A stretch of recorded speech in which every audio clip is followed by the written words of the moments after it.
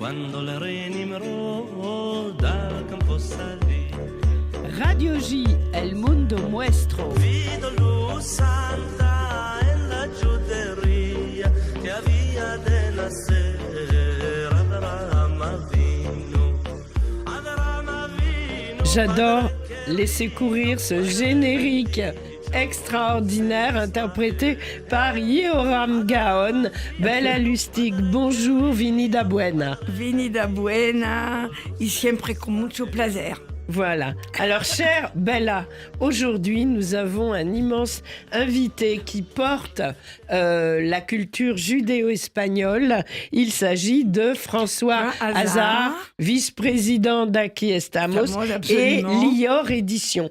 Alors, je montre le livre que François est venu nous présenter aujourd'hui. C'est un livre de Myriam Moscona. Ça s'intitule « Les ombres cousues ». Bella, la parole est à toi. Alors, on reçoit très souvent, régulièrement François, avec bonheur. Parce qu'il fait des découvertes exceptionnelles, oui. Des pépites, véritablement. Et aujourd'hui, donc, on va parler de ce livre que tu viens de présenter. Ce n'est pas vraiment un roman, mais alors, c'est un livre d'une grande originalité, car à travers l'histoire familiale de Myriam Moscona, qui est l'autrice, le judéo-espagnol parlé est présent constamment. Ce qui est rare et que j'ai eu un immense plaisir à lire, ça tu peux l'imaginer. Je me suis régalée parce que son judéo-espagnol est celui que parlaient mes parents. Et c'est un travail énorme et tellement nécessaire. Et les conversations qui sont en judéo-espagnol dans le livre sont aussi traduites. Vraiment, ce qui permet au lecteur de se souvenir des expressions et de certains mots de tendresse, pacha, hanoum, kérida, etc. Voilà. Alors, la parole est à toi. Je voudrais d'abord te poser la première question. Comment as-tu découvert ce livre? Qui a traduit?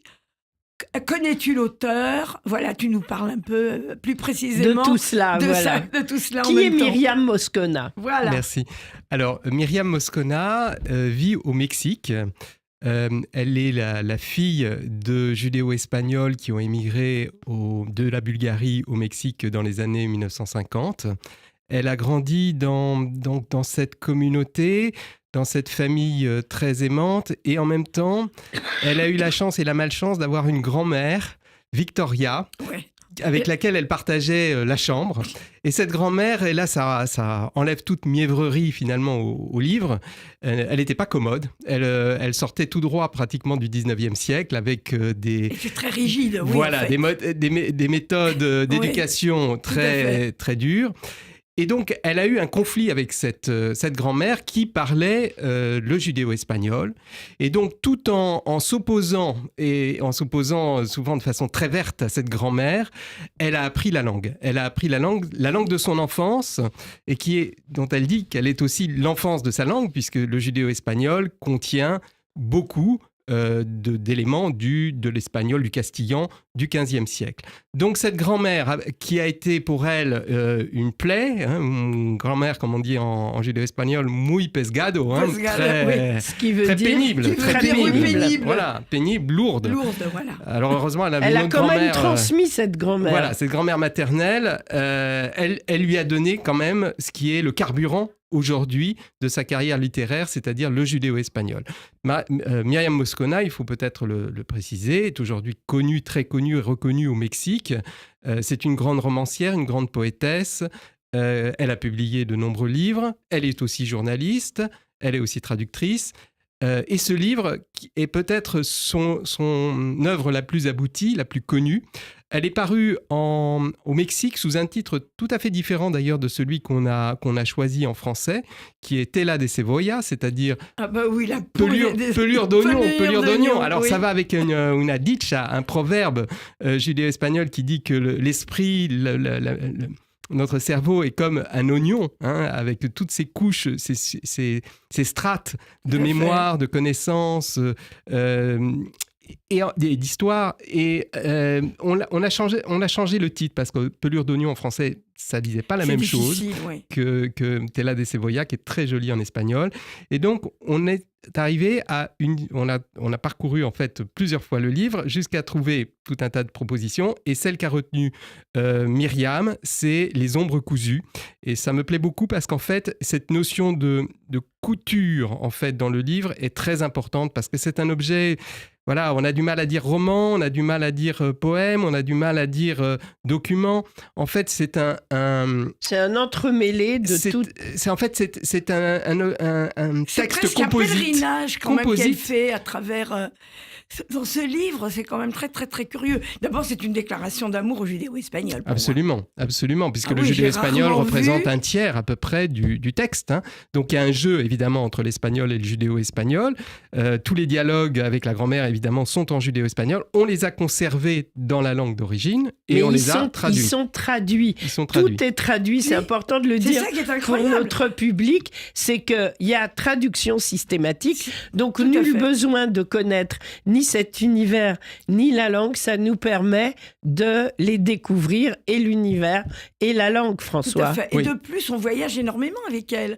Parce qu'au travers de ses récits, vraiment, elle a parcouru le monde. Et elle explique un petit peu le parcours de toute sa famille. Oui, alors je reviens à cette idée de couture, c'est-à-dire qu'en fait, on a dans ce texte à la fois du plus prosaïque, c'est-à-dire pratiquement du document, du document brut, des enquêtes, des voyages, des récits de voyage. Et puis après, on va passer à des choses un petit peu plus romancées. Donc, il y a elle invente des fictions de personnages qui ont pu être ceux de sa famille, comme il y a un projectionniste, par exemple, au début du XXe siècle, qui projette sur des toiles. Et puis, on passe Alors, il y a des récits d'enfance, évidemment, des souvenirs d'enfance. Il y a les livres qu'elle a lus qui sont convoqués. Il y a ses voyages. Et puis, on passe progressivement à l'univers onirique. Et donc, on a des pages qui sont des pages de rêve. Et ce ne sont pas des textes qui s'opposent, ce sont des textes qui sont en continuité. C'est comme l'avers et le revers d'une même médaille. On a la version convoquée par la mémoire, et puis on a la version convoquée par le rêve, qui permet souvent de dénouer quelque chose qui a été noué dans la réalité. Oui, et puis quand même, à travers ce livre, on voyage énormément, quoi. C'est surtout ça. On voyage. Alors, on va en Bulgarie, en particulier. On va quand même dans différents pays. On va découvrir en fait ce judaïsme bulgare qui est moins connu dans le monde judéo-espagnol que celui des grands ports, Constantinople, Salonique, Smyrne, Alexandrie, qui étaient des phares de la culture séfarade. Là, on est dans un univers différent. La Bulgarie, c'est un terroir agricole d'abord. Et donc, les Juifs vivaient dans des petites bourgades, pas des villes de 10 000, 20 000 habitants. Même Sofia était une petite bourgade en réalité au 19e siècle. Donc, c'est une autre appréhension du monde. On est dans des montagnes aussi, et donc c'est des gens qui vivent en contact avec le monde agricole, la nature. La nature, le sentiment de la nature est très présent chez les Juifs bulgares, ce qui n'est pas du tout le cas dans les civilisations plus urbaines de Smyrne, Constantinople. Ah oui, absolument, c'est très différent. C'est très différent. Oui. Est-ce que vous avez rencontré, François Hazard, Myriam Moscona ? Oui, bien sûr. Alors, elle est venue à Paris, je pense que c'était il y a 2 ans. Oui. On s'est vus, c'était la période de Hanouka, je crois, c'était en plein hiver, dans le Marais. Et ben voilà, ça a été une rencontre très émouvante pour moi parce que Myriam, je ne sais même pas quand son nom m'est apparu la première fois, sans doute par Internet, mais il y a eu beaucoup de bonnes fées qui m'ont dit « Ah, il y a ce livre qui est très important. Si un jour tu veux traduire quelque chose du judéo-espagnol qui nous vienne des Amériques, surtout pense au livre de Myriam Moscona. » Je pense à Anna Stulic à l'université de Bordeaux, à Michel Sard, qui vit entre le Chili et la France. Oui. Toutes m'ont évoqué l'importance de Myriam Moscona. Mon épouse également, qui est hispanophone, qui avait lu le livre et qui l'avait trouvé absolument magnifique. Julia Chardavoine, qui est la traductrice et qui vit au Mexique, qui m'avait aussi dit à quel point elle admirait l'œuvre de Myriam Moscona.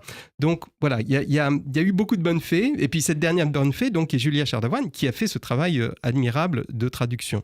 Bien sûr. Mais ce que je trouve aussi très, très intéressant, c'est qu'elle nous retrace toute la vie quand même des Juifs judéo-espagnols au Mexique. Moi, j'ai appris plein de choses. Oui, il y a une C'est une communauté. grosse Il y a une communauté. communauté importante, il Alors, faut quand même le signaler. Non seulement il y a une communauté importante, mais il y a aussi une présidente importante, puisqu'aujourd'hui, Claudia Scheinbaum Pardo Tu te est rends compte d'une famille, donc, à moitié Litvak, ça Oui. c'est pour toi, Lise aussi, mais à moitié judéo-espagnole par sa mère, donc qui est Oui. Annie Pardo, famille donc qui venait Et c'est également la de Bulgarie. présidente Et c'est du la- Mexique, Voilà, c'est alors ça je pense pas qu'il y ait eu de président juif ou juive Ouais. d'un pays de 120 millions d'habitants, à notre connaissance. Oui, exact. C'est assez unique. Hein, C'est donc, unique, hein. voilà. Et on sait avec si- un taux d'approbation de popularité de 80%. Et est-ce qu'on sait si elle parle un peu le judéo-espagnol, si elle est proche de ses racines? Ça, on n'a pas d'infos Proche de ses là-dessus. racines, oui. Ça, c'est, Oui, ça c'est certain, on le sent quand même dans le livre. Oui. Enfin, pour Claudia, hein, je Oui, parle on de parle de Claudia. Claudia, de la présidente. Claudia a Oui. toujours affirmé son identité juive. Ça lui a coûté Quand même, quelques ouais. insultes de la part d'opposants politiques. Oui. Et elle a toujours assumé cette dimension-là. En même temps, c'est quelqu'un qui est très proche des peuples indigènes hein, du Mexique. C'est une histoire très importante. Donc, elle est sensible à la diversité culturelle. Et évidemment, le judéo-espagnol fait partie de cette diversité sûr. qu'on cherche à préserver. Ouais. Donc c'est Très peut-être enseigné intéressant. également au Mexique, dans les écoles. Est-ce qu'ils enseignent le judéo-espagnol?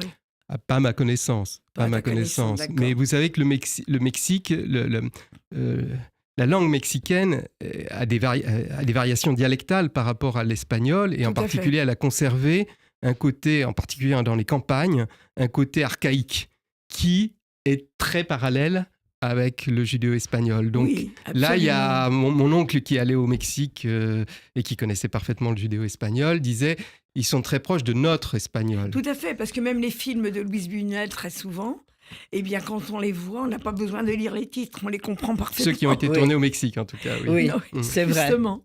C'est vrai. Non, mais c'est très, très, très particulier. Alors, est-ce que ce livre a été traduit en différentes langues ou comment? Oui, alors il a été traduit en anglais, il a été traduit en italien. Il y a 2 éditions en espagnol, une édition donc du Mexique, la première, et une édition qui est parue à Barcelone, cette fois-ci toujours. C'est une langue différente entre le Mexique et Barcelone. Non, c'est le même texte, simplement pour des raisons éditoriales. D'accord. Voilà, il y a une grande maison d'édition espagnole qui s'est intéressée à ce titre et qui a D'accord. donc racheté les droits à la maison mexicaine. Ah oui, est-ce qu'on aura la chance de la voir à Paris? Oui, alors là Ah, aussi c'est wow. une Parce que bonne ça, c'est nouvelle. peut-être un On événement. attend. Ah oui, on la veut Donc, en studio. On hein. l'attend en Europe et on l'attend surtout à Paris le 19, C'est déjà précis. le 19 juin à l'Institut Cervantes, voilà, pour une rencontre qui sera avec Julia Chardavoine, donc la traductrice, qui traduira aussi les propos de Myriam, parce que Myriam ne parle pas le français. Elle le comprend à peu près, mais elle ne le parle pas. Ouais. Donc voilà, on aura une traductrice de haut vol. Est-ce qu'on pour, peut cette prendre, rencontre. alors ce sera dans le cadre du Festival des cultures juives, on sort du studio à la fin de l'émission, on prend rendez-vous Bella, pour avoir François et Myriam Moscona Bah oui, si en on studio. peut la voir. Voilà. Je ne Avec sais pas plaisir. combien de C'est temps en elle va rester direct. sur Paris. Tu sais pas. Alors, on verra, bien sûr. on verra, Bon, on voilà. verra Elle va avec rester elle. quelques jours. Voilà. Bon, on essaiera quand même de l'interviewer, Bien sûr. évidemment. Elle est la bienvenue dans le studio de Radio J, oui, bien c'est entendu. évident. Oui. Alors, où est-ce que... pour avoir le livre, déjà, Alors, faut- le livre, il est diffusé, distribué, donc vous pouvez l'acheter dans la librairie un peu partout. de votre choix, un peu partout. Et puis, bien sûr, il est Chez aussi Lior. disponible sur Internet, sur notre site, tout simplement. Lior Édition. Édition, hein. Bah oui, L-I-O-R parce qu'il faut quand Édition. même me dire 2 mots de Lior. C'est quand même une maison d'édition qu'a créée François et qui a cette originalité extraordinaire, c'est de traduire tous les livres judéo-espagnols. Voilà, de mettre Tu es le en seul, avant. je pense. Oui. Alors, en France, je suis le seul En France, Oui. à tu es le seul, défendre je crois. uniquement défendre cette culture de façon permanente. Il y a quelques éditeurs à l'étranger qui font aussi un travail remarquable. Libra à Istanbul ou Tirocigno à Barcelone. Ah bah, c'est Oui, et tu important. présentes donc le livre un petit peu dans tous les salons. Tu as un salon prévu? Comment ça se passe? Ah oui, j'ai un salon à Lyon qui s'appelle Magnifique Livre. Ce sera la 4e ou 5e édition de ce salon qui est monté par les éditeurs indépendants de la région Rhône-Alpes. Et donc, ça sera le 15, 16, 17 mars. Donc, c'est 15 bientôt, jours à donc. peu près, voilà, à Lyon. Rendez-vous ça, à c'est Lyon. formidable. Pour les auditeurs lyonnais. Alors, quelles sont les dernières parutions avant Myriam Moscona, Les Ombres cousues, et peut-être celles à venir? Voilà, les projets, j'allais Les justement projets. lui Alors, demander. la précédente, c'était Salonique juive et ottomane, donc dans le cadre de l'exposition Oui. Salonique Jérusalem des Balkans Hommage. Mais je préfère me projeter un peu dans le, dans l'avenir. dans le futur, parce que Dans c'est le comme ça futur, qu'on travaille. Alors, je travaille aujourd'hui, c'est un travail...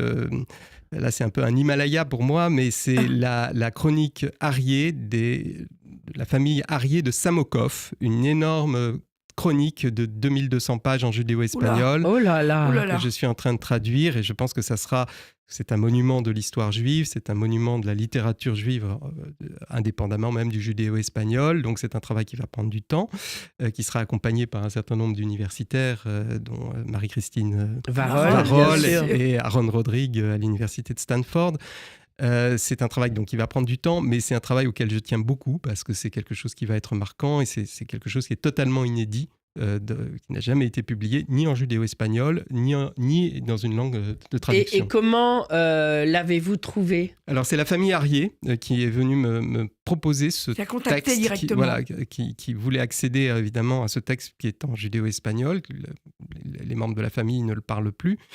Et donc, j'ai découvert ce texte qui est un peu les Rougon-Macquart de notre histoire judéo-espagnole. C'est incroyable. Une chronique donc, qui s'étale entre 1765 et 1914. Donc, plus d'un siècle d'histoire juive, 5 générations qui se succèdent dans cette ville de Samokov, où on trouve à la fois des pionniers du sionisme, Rishon LeZion en 1880, des grands industriels et banquiers, Comenceau des Camondo et des Carmona, et puis des bandits, des ivrognes, des petits colporteurs de village, tout ce qu'on peut trouver dans une famille, du plus noble du plus argenté au plus désargenté. Voilà. Et c'est pour ça que je parle des Rougon-Macquart. Est-ce que tu te fais aider par une équipe? Comment est-ce que tu travailles? Alors, il y a des gens qui m'ont donné des bonnes fées, effectivement, qui m'ont aidé à numériser un peu le texte du tapuscrit au départ. Je pense à Chalev Weines, par exemple.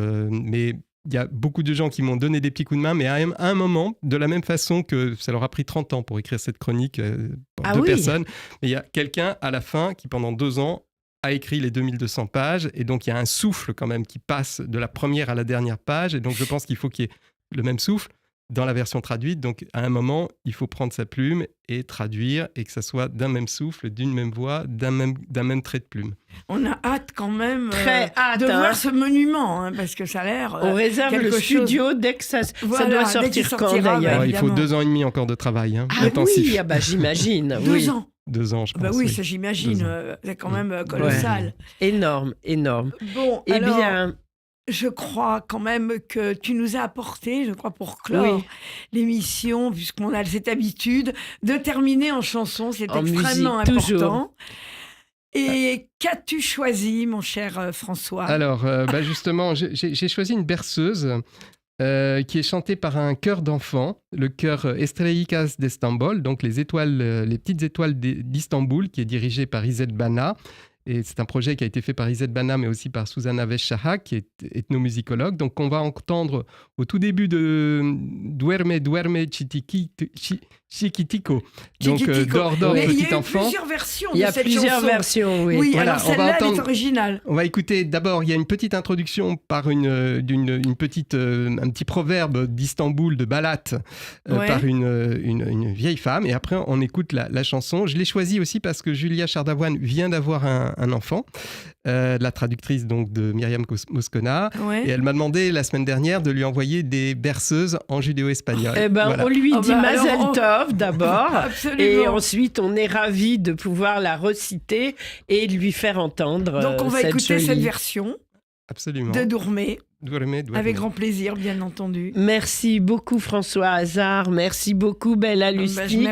Et on lira le livre de Myriam Moscona, Les Ombres cousues, chez Lior Éditions. C'est un vrai régal. Voilà, à très vite sur Radio J à tous les deux. Merci. Merci beaucoup. Merci.